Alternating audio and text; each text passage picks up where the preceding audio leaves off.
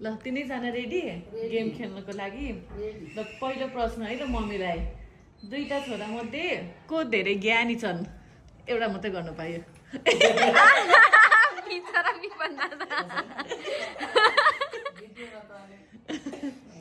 कसले मिठो खाना बनाउँछ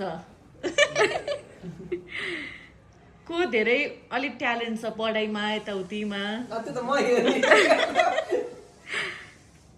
को दुईजना मध्ये को अलि अल्छी छ अलि बढी अल्छी दुईजना मध्ये को अलि बढी फोरिलो छन्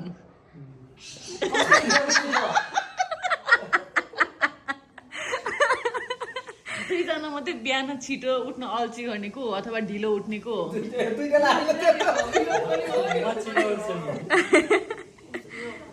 कसले धेरै पैसा खर्च गर्छ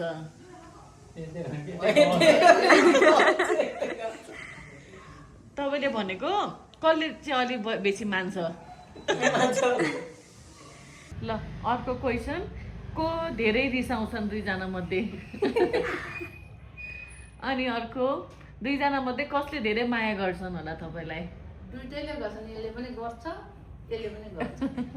अर्काले पनि गर्छ अनि दुईजना मध्ये को अलिक छुच्चो हुनुहुन्छ अनि ज्ञानीमा पनि दादालाई भन्नु मैले त्यही भएर सोधेको कि अब लास्ट प्रश्न यो चाहिँ कसको धेरै माया लाग्छ दुईटा मध्ये ल सक्यो ल त्याडीलाई पहिलो क्वेसन दुईटा छोरा मध्ये कुन चाहिँ अलि बेसी ज्ञानी छन् ज्ञानी एउटा छान्नै पर्यो एकजना एउटा क्वेसनमा मात्रै दुईजना छान्न पाइयो कि तपाईँ अब अहिले युज गर्ने हो भने लास्टमा युज गर्न पाउनुहुन्न आउन सक्छ त्यही भएर अहिले एउटा छानिहाल्नु कोही पनि रिसाउँदैन अलिकति बेसी ज्ञानी थोरै मम्मीले त आँखा चिम्लेर छान्नु भयो ल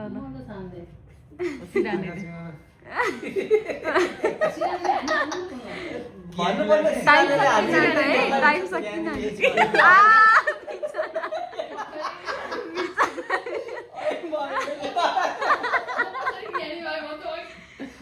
ल अर्को क्वेसन कसले बेसी मिठो खाना बनाउँछ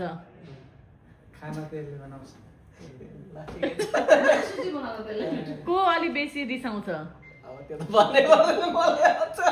नभन्नु न तपाईँले भनेपछि सजिलो हुन्छ कि त्यसलाई को अलि बेसी अल्छी छ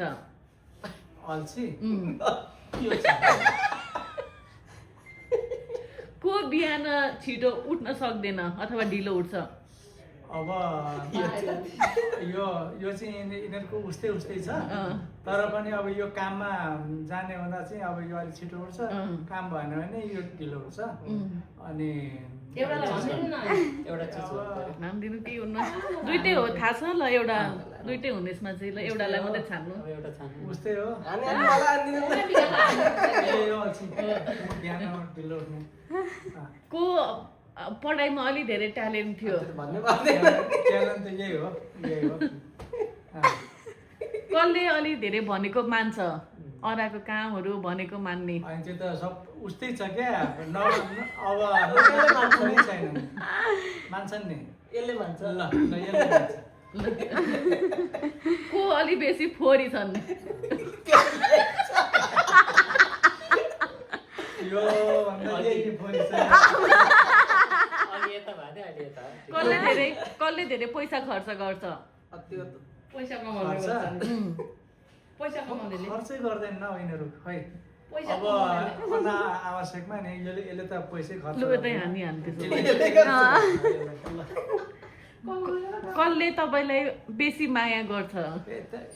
यस्ता कुरा दुईटा हान्ने अप्सन छ त माया गर्छ ल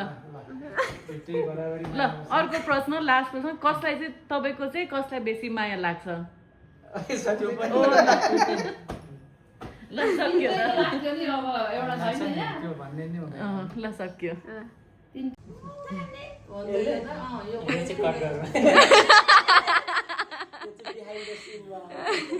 सानामा यो छोरो एकदम ज्ञानी थियो, अहिले पनि ज्ञानी छ, तर अब ठुलो भयो, अब कुन कुन कुरामा अलिक रिसाउँछ, नत्र ज्ञानी थियो। यो त झन् ज्ञानी पाहुना आयो सुनाको भने जस्तो होइन कि आफै गफ पाहुना आउँदाखेरि पनि खोइ तारा दिदी तिम्रो कान्छो छोरो रुँदैन त भन्थ्यो, रुँदा पनि